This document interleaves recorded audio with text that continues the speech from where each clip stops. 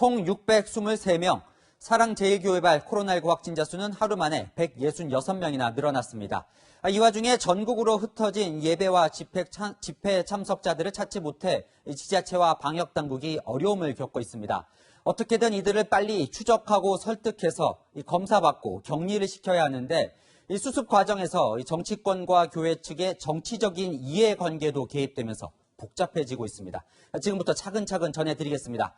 자, 전광훈 목사가 연설을 했던 광화문 집회 참가자들이 전국 곳곳에서 속속 확진 판정을 받고 있습니다. 먼저 김태영 기자입니다. 충북 청주시에서는 50대 탈북민이 코로나19 확진 판정을 받았습니다. 지난 15일 광화문 집회에 참가한 뒤 어제 검사를 받았는데 당시 미열 등 증상이 있었습니다.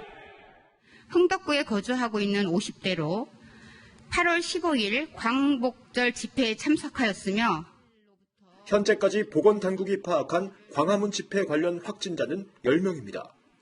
어제 첫 확진자가 나온 후 9명이 추가로 나왔습니다. 수도권은 물론 경북과 부산, 충남에서도 발생했습니다.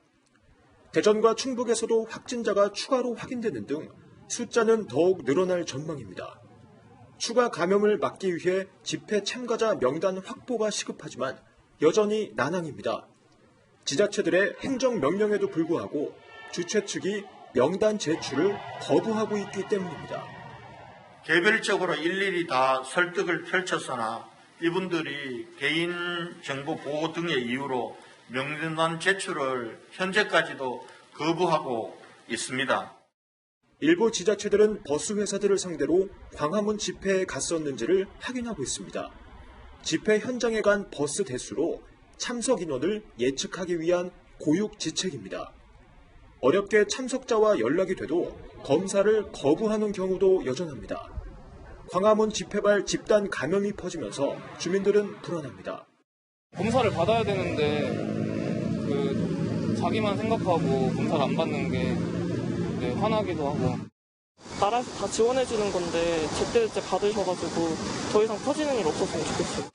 방역당국은 이동통신 3사의 기지국 접속 정보와 전세버스 탑승자 명단을 확보해 집회 참석자 확인에 나설 방침입니다. 채널A 뉴스 김태형입니다. 여당과 정부는 일제히 전광훈 목사 공격에 나섰습니다. 전광훈 방지법을 만들겠다, 손해배상 구상권도 청구하고 세무조사까지 하겠다며 총공세에 나섰습니다. 강병규 기자입니다. 정부가 방역당국의 지침을 따르지 않은 전광훈 목사와 사랑제일교회에 대해 적극적으로 구상권을 행사하기로 했습니다. 구상권은 불법 행위로 발생된 손해를 정부가 먼저 처리한 뒤 불법 행위자에게 손해배상액을 청구하는 절차입니다.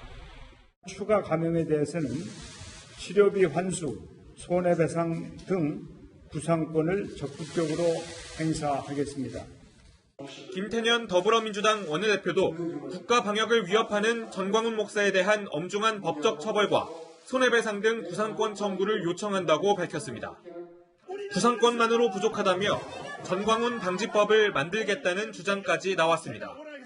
민주당 비례대표 이수진 의원이 방역 방해 행위에 대해 더 강력한 처벌과 징벌적 손해배상을 청구하는 법안을 발의하겠다고 밝힌 겁니다. 김대지 국세청장 후보자 청문회에서 민주당 의원들은 전 목사에 대한 강도 높은 세무조사를 요구했습니다. 작년에 경찰 조사를 통해서 일부 횡령 등의 혐의 이런 정황이 확보된 상황입니다. 전광훈 목사에 대한 세무조사가 필요하다 이렇게 생각하는데 어떻게 생각하세요? 별로 의미가 있는지 없는지 한번 체크해 보겠습니다. 미래통합당 의원들은 세무조사를 다른 목적으로 남용해선 안 된다고 반발했습니다. 여당 인사가 찍은 인사에 대해서는 세무조사를 하겠다 이런 원칙이 있어요? 불법을 약속하신 후보자를 어떻게 우리가 여기서 승인을 합니까? 논란이 커지자 김대지 후보자는 원론적인 차원의 대답이었다며 한 발 물러섰습니다. 채널A 뉴스 강병규입니다.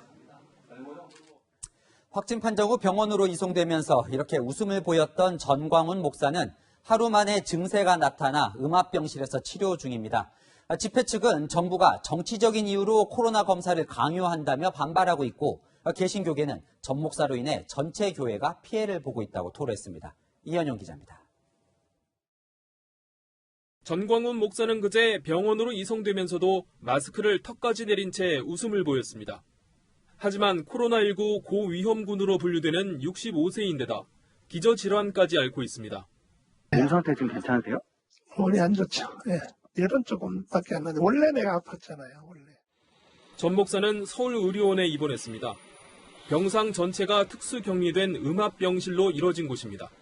서울시 관계자는 전 목사가 생활치료센터가 아닌 음압병실로 이송된 건 증세가 가볍지 않기 때문이라고 설명했습니다.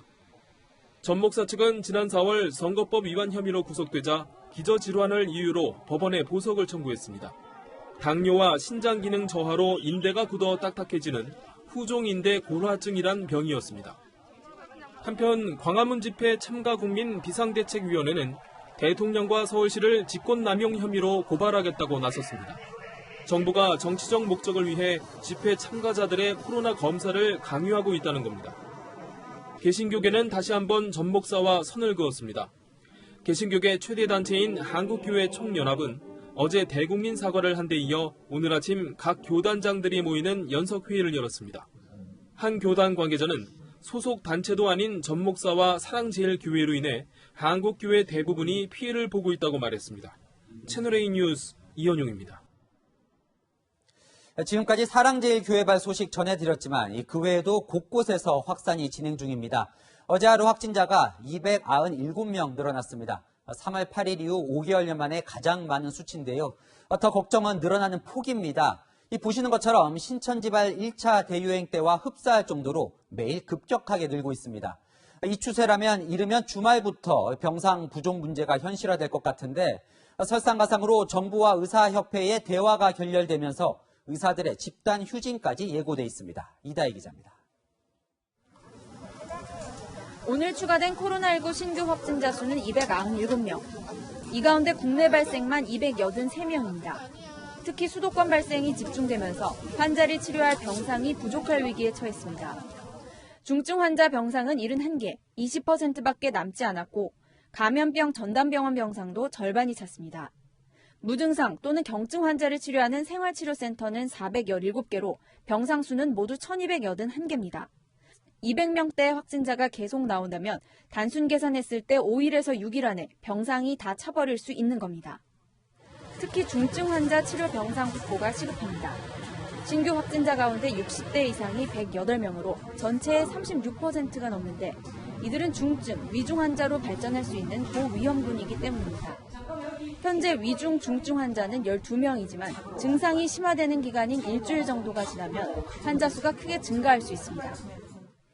보건당국은 일반 병상에 음압 장비 등을 설치해 50개를 중증 환자 병상으로 전환하고 생활치료센터 5곳을 추가로 개소해 2,000개 병상을 확보할 계획이지만 환자가 폭증한다면 한계가 있습니다.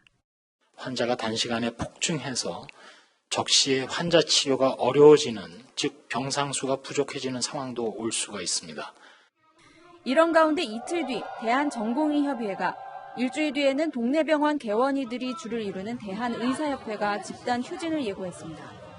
오늘 정부와 대한의사협회가 전격적으로 만났지만 결국 접점을 찾지 못하고 대화가 결렬돼 상황은 더 악화되고 있습니다.